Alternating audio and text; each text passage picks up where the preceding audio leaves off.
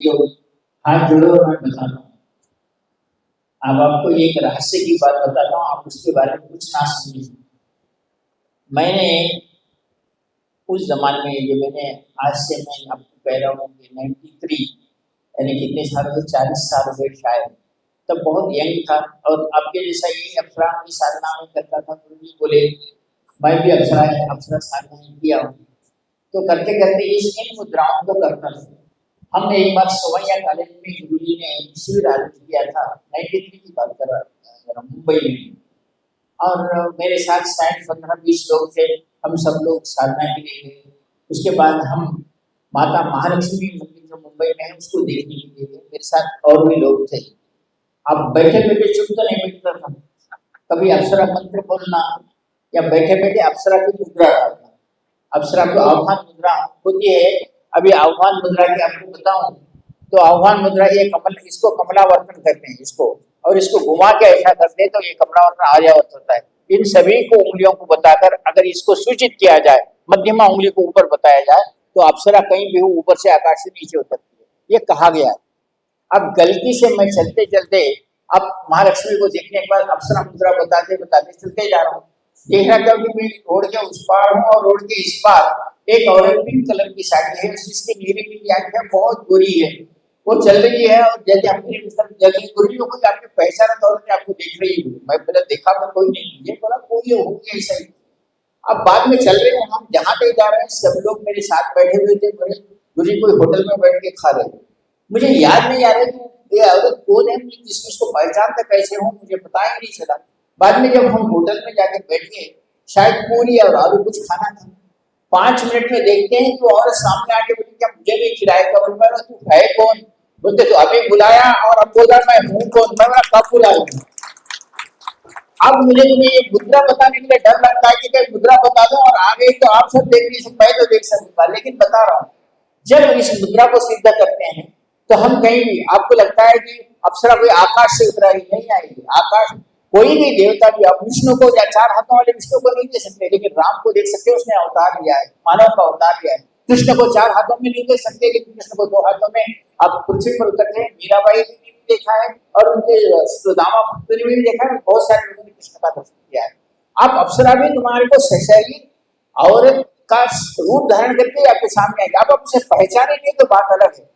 मुझे बाद में वो पता चला कि वो आई थी, मैंने बोला गलतियों में नहीं बुलाया आपको, और मुझे बाद में आया गया है कि मैं छत्ते लेके अप्सरा मुद्रा बता रहा था, उसका कारण है ये आई।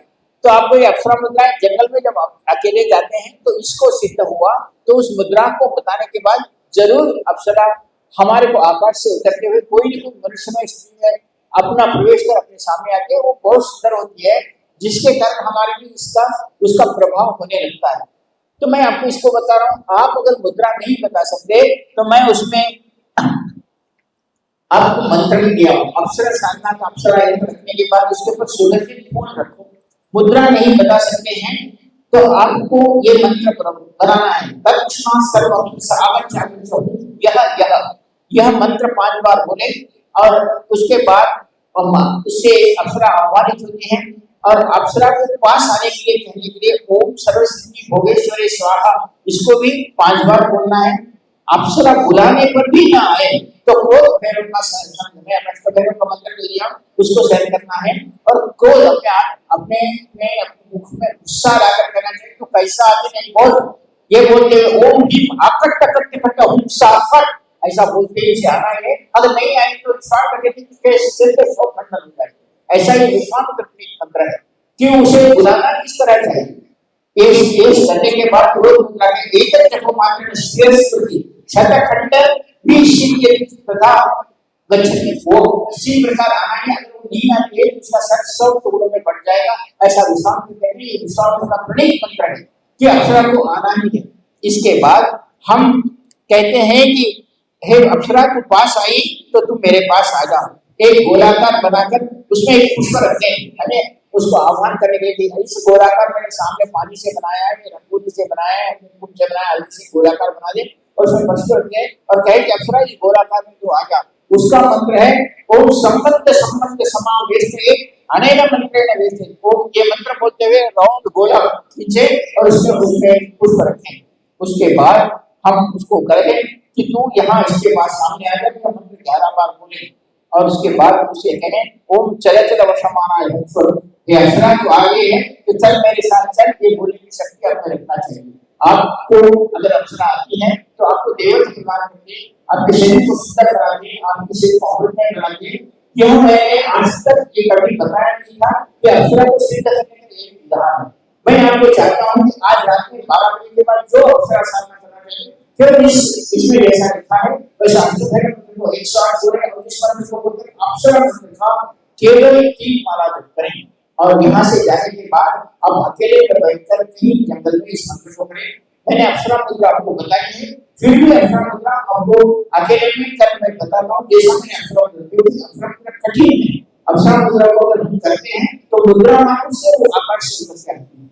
अपने में ये ध्यान होना चाहिए। अप्सरा को इससे सिद्ध करना चाहिए कि हमारे देवता तत्व को वो बताए, हमें उस इंद्र के स्वर्ग को ले जाने की क्रिया वो करती है।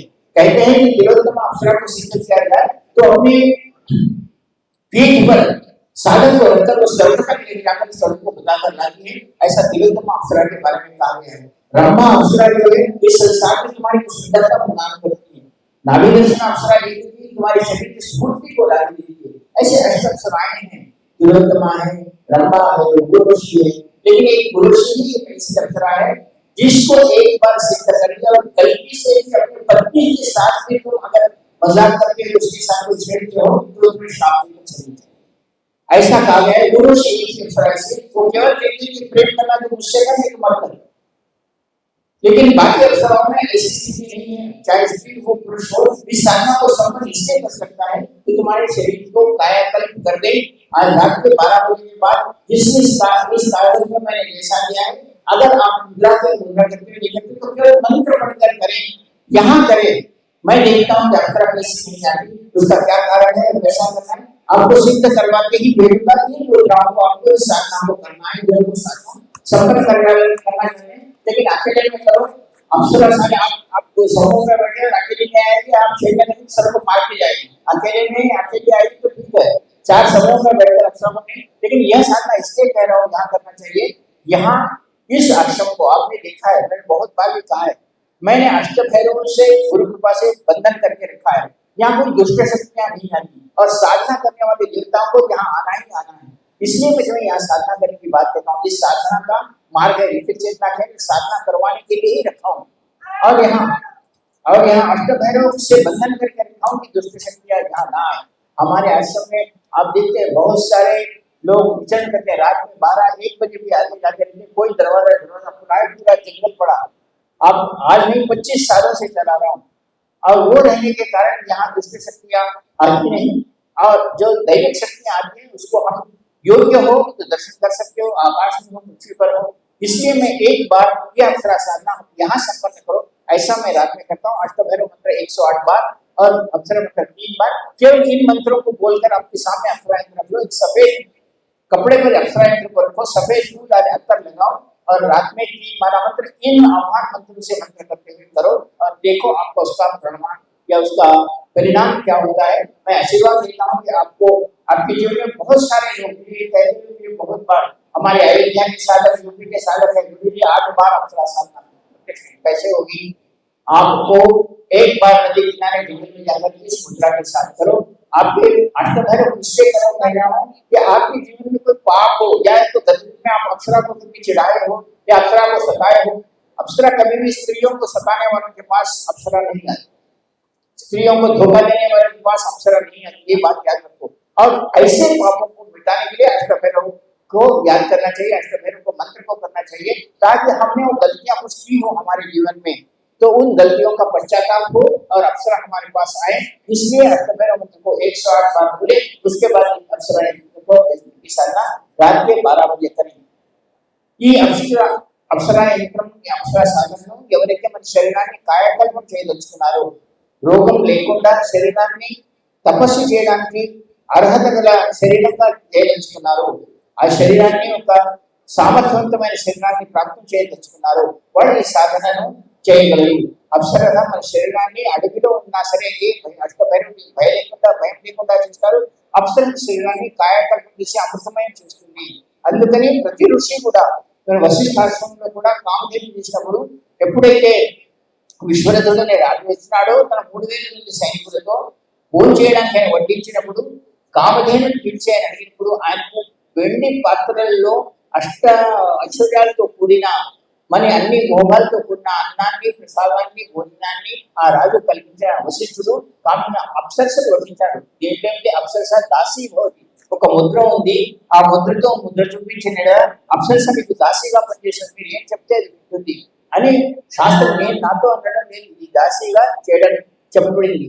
आपके जीवन में अप्सरा दासी बनके एक योग्य मुद्रा है, अगर बताते हैं तो आप जब बुलाएंगे तब आती है, लेकिन हम उनके सामने हमारे शरीर को कायाकल्प बनाने से दूर हम कोई ऐसी क्रिया करते हैं जिसके साथ उसको गुस्सा आए या वह हमारे साथ चली जाए। वो विश्वामित्र को भी छोड़ी थी, मेनका छोड़ के चली गई, या उर्वशी भी अर्जुन को छोड़ के चली गई, और बहुत सारे लोग। उर्वशी ने तो पुरुरवा नाम के बुध जो ग्रह है, बुध ग्रह के पोते को, बुध ग्रह के पोते को पुरुरवा कहा गया है। उसके सामर्थ्य को देखकर वो आकर उसके साथ शादी कर ली थी, लेकिन वो उसको भी छोड़कर चली। कोई उर्वशी देवता की वेश्या कहलाई जाती है, देवताओं की, और वो हमारे जीवन में कायाकल्प करके चली जाती है, हमारे शरीर को तपस्या के युक्त बनाकर चली जाती है। इसलिए अप्सराओं के साथ हम जब जीवन गुजारें या हम उनके साथ रहे तो केवल ये बात कहे, मैं अगर तुम्हारा मंत्र आह्वान मुद्रा करता हूँ या आह्वान मंत्र बोलता हूँ या 11 बार तुम्हारा मंत्र बोलता हूँ, तभी आप आना।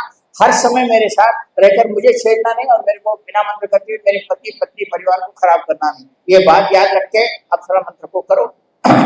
आज रात में 12 बजे के बाद जिन्होंने अप्सरा यंत्र लिया है, इस आश्रम में आप उस साधना को एक बार करो। आज और कल दोनों दिन भी रात में पूर्णिमा है, और पूर्णिमा के दिन चंद्र को देखते हुए अप्सरा की साधना करना अच्छा है। और एक बात निश्चित रूप से बताऊं, अप्सरा साधना करते समय अगर वर्षा हो रही है तो भीगते हुए साधना नहीं करनी चाहिए, क्योंकि वर्षा में भीगते हुए अप्सरा नीचे नहीं आती।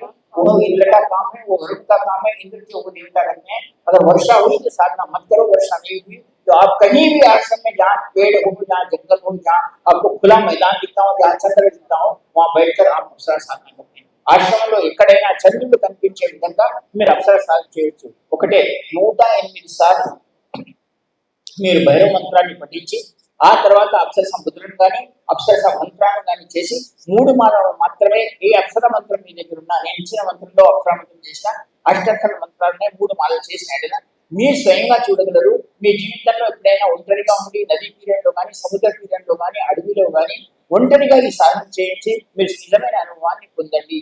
सामूहिक अप्सरा साधना చేయవద్దు కూడా हमें राजू वो नहीं आती है। सामूहिक रूप से अप्सरा साधना करने पर आपको प्रत्यक्ष रूप से नहीं दिखती, आपको वो शरीर धारण करके ही आपके पास आती है। मानव शरीर धारण करके अप्सरा को हम देख नहीं सकते, शरीर मानव शरीर धारण करके आपको किसी न किसी रूप में आकर वो कहेगी। और अप्सरा जिस तिलोत्तमा अप्सरा सफेद साड़ी में आती है, उर्वशी साधना नीले साड़ी में आती है। हर एक अप्सरा का अपना अपना गुण है जो आप करते हैं। रंभा है पिंक कलर की साड़ी में आती है, उनका पहचान है, वो आती है तो हमें कुछ न कुछ देके जाती है। और हम जब भी कहते हैं हमारे जीवन को कायाकल्प कहते हैं। अभी आपको अगर कहूँ सत्य बात कहूँ तो मेरी आयु 73 वर्ष है, 73 ईयर्स है मैं अभी आयु में। और मैं कल कंदपुर से यहाँ आने के लिए मैं समझा था मैं नहीं चल के आ सकता, लेकिन आज भी मैं चल के आ सकता हूँ तो मैं बोलता हूँ मुझे अप्सरा सिद्ध है, कायाकल्प है मेरे पास। सच कहूँ तो मैं 40 वर्षों से एक समय भोजन करता हूँ, 1 या 2 बार काफी पीता हूँ और 1 बार खाना खाता हूँ 40 वर्षों से। वैसे तो मैं मांस खाता हूँ, केवल फूल पत्ते खाकर जो गोभी की भाजी खाता हूँ या फिर आलू खाता हूँ, रोटी या चावल खाता हूँ, इसके सिवा कुछ खाता। 1 बार चावल खाए तो दूसरी बार रोटी खाता हूँ। यहाँ वाक्सर से सब लोग यहाँ बैठे हुए उनके पास भी खाना खाए, कोई 10 बार लड्डू तो खिलाते नहीं और कोई खाना खाता नहीं। यहाँ वो लोग मेरे सामने बैठे हैं, उन्होंने कितनी बार मैंने खाना खाया उनको बता दो, ज्यादा से ज्यादा किया तो 1 बार भूल देता हूँ, तो फिर मुझ में शक्ति ही नहीं रहनी चाहिए, मैं शक्तिवान ही नहीं रहे, मैं बूढ़ा होकर लकड़ी पकड़ के चलना चाहिए। हमारी पद्मजा भी कायाकल्प तरीके है, लेकिन आपको बताने के लिए लकड़ी से पकड़ चलती है कभी कभी। तो मैं आपको कहना क्या चाहता हूँ कि हम हमारे जीवन में कायाकल्प करें। है आजकल के जीवन में हम देखते हैं शुगर की बीमारी है, बीपी की बीमारी, तो मैं कहता हूँ कि तुम्हारे पहले शुगर और बीपी नहीं था क्या? उस जमाने में क्या शुगर बीपी से वो दूर थे? अब कृष्ण देखते हैं तो मक्खन खाते थे, हमारे पास मक्खन और घी खाओ तो डॉक्टर कहते तुम्हारे कोलेस्ट्रॉल बढ़ जाएगा, हार्ट अटैक आ जाएगा। स्वीट खाओ तो बोलते थे तुम्हारा शुगर बढ़ जाएगा, ना खाओ तो बीपी गिर जाएगी। हम इस तरह का जीवन जीते। मैं तुम्हें कहता हूँ शाकाहारी जीवन जितना भी हमारे जीवन में खाएं, और हम हमारे जीवन में पहले अपने मस्तिष्क को ठंडा रखें, और मस्तिष्क को ठंडा रखने का कारण ये भी है तुम्हारे गुरु पर तुम्हारा विश्वास हो और सारा भार गुरु पर डाल देकर तुम तो चिंता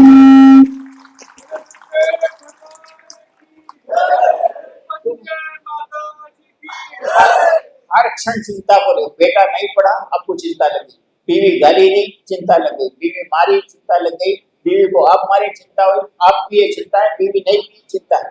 आज समाज ऐसा है, गाड़ी कार नहीं खरीदे चिंता है, स्कूटर खरीदे चिंता है। देख बागल वाली कार लेके आई, तेरी जीवन क्या, उनके पति को गाली दी। अब वो क्या करे, कार कहाँ से लाए, नहीं लाया तो बीवी रूठ गई, फिर समाज में कुछ ना कुछ होना शुरू हो गया। आजकल बर्थडे मनाने जाओ तो घर में बर्थडे मनाना नहीं, फंक्शन हॉल में जाके मनाएंगे, पैसा हो ना, और ये पैसा ही सबका जड़ है, मूल है।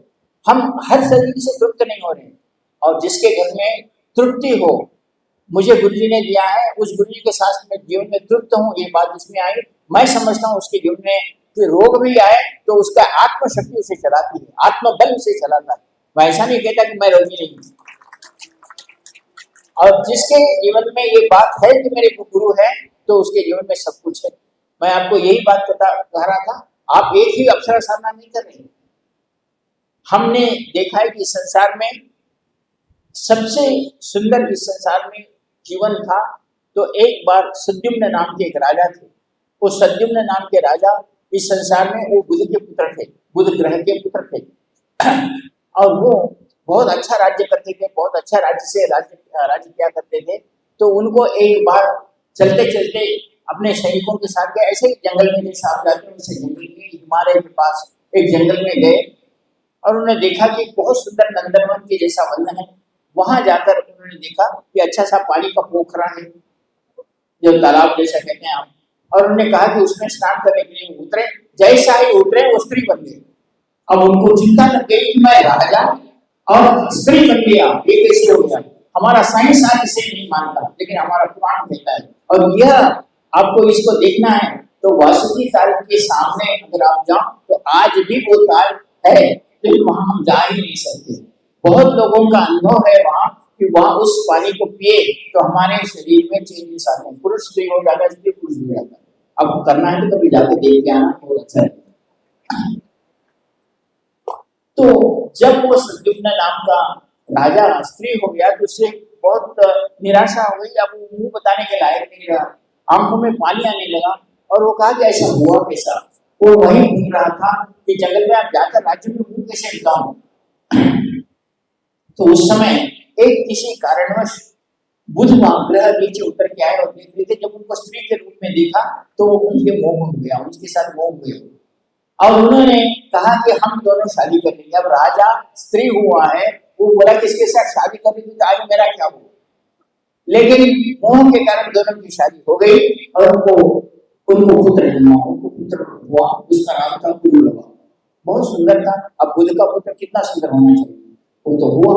उसके बाद इलाना की पत्नी भी थी बुध को, लेकिन इस स्त्री से प्रेम करने के कारण उनको पुरुरवा नाम का पुत्र हुआ। पुरुरवा जब हुआ तो उसकी सुंदरता जग में बोली थी, जो अपने बेटे के बारे में बहुत श्रेष्ठता के साथ काम कर रहे हैं। तो उस पुरुरवा को जब जाते समय देखा तो उसकी सुंदरता, तो एक बार जैसे मैंने कहा अवसर सुनाए, इधर तक जंगल में आ रही थी, आते हुए उसने पुरुरवा को देख लिया। देख लेके ही पुरुरवा का हाथ पकड़कर उसने कहा तू मेरे साथ रह जा। मर्द था आदमी, हम मर्द है नहीं है। मर्द का मतलब होता है तुम्हारी सुंदरता, मर्द का मतलब है तुम्हारा ज्ञान, मर्द का मतलब है श्रेष्ठ लड़की की क्रिया, मर्द का मतलब है अकेले 10,000 लोगों से जूझने की क्रिया। गुरुजी कहा करते थे, आपने कभी उनका वीडियो सुना है, तो मैं उसको मर्द कहता हूँ जिसके 1000 शत्रु हो, 1000 शत्रु जिसके पास हो, कभी चैन से सोता नहीं, वो कभी भी अपने मस्तिष्क के साथ काम करता है, और जिसके शत्रु ही नहीं है, जिसकी जो पत्नी से भी कॉम्प्रोमाइज होकर बैठा है, उसके जीवन में क्या होता है, रोज खाना खाके सो जाता है। जिसके पास शत्रु हो वो चौकन्ना रहता है कि मुझे आगे क्या करना है, और जिसके पास ये हो वो पुरुषत्व का आदमी है। और मैं कहता हूँ कि वैसे ही पुरुषत्व को कहने वाले उस पुरुरवा को जब उर्वशी ने आकर हाथ पकड़ा तो पुरवा ने कहा कि तुम कौन हो? तो उसने कहा कि मैं उर्वशी अप्सरा हूँ, मेरे लिए लोग ऋषि तपस्या करते हैं, लेकिन मैंने तेरी सुंदरता और तेरे इस भव्य शरीर को देखा है, मैं तुझसे प्यार करती हूँ। पुरवा ने कहा ठीक है, लेकिन उन्होंने कहा तेरे सामने रहने के लिए तैयार हूँ, लेकिन एक शर्त पर। बोले क्या? मेरे साथ दो मेढ़े हैं, मेढ़े मतलब बकरा, बकरे बड़े मेढ़े, मेढ़ जिसे हम जिसका ऊन निकालते हैं वो मेढ़े, दो मेढ़े, इस मेढ़ों को मैं मेरे साथ रखूंगी, इसको अगर कुछ भी थोड़ा क्षति पहुंची या मेढ़े को कुछ हुआ तो मैं तुझे छोड़ के चली जाऊंगी। लेकिन पुरवा ऋषि के सौंदर्य को देखकर रहेगा, उसने कहा तेरे मेढ़ों को मेरे राज्य में कुछ नहीं होगा। और एक बात इसने कही, अप्सरा के सामने सम्मोह के सिवा कोई पुरुष नग्न होता है तो पुरुष उसकी और अप्सरा कभी छोड़कर चली जाती है। एक बात ऋषि ने उस बोला, मैं ये बात आपको किसके समझा, अप्सरा के सामने कभी नग्न मत रहना, कोई भी अप्सरा हो, अगर नग्न उसने देख लिया तो तुम्हें उसी क्षण छोड़ के चली जाए, तुम्हारे शरीर का कायाकल्प नहीं होगा। ये बात समझा रहा था मैं आपको। तो ये अगर हम ये नियमों का पालन करते हैं तो ये जीवन के उनके जीवन में भी ये हुआ है, अप्सराएं उनको भी प्रत्यक्ष हुई है, लेकिन छोड़ के कब जाती है इसका ध्यान भी हमें हो। वो कुछ न कुछ शर्त तुम्हें जगह कराती जब तुम्हारे पास आती है, और उस शर्त का पालन न हुआ तो आपको छोड़ के चली जाएगी।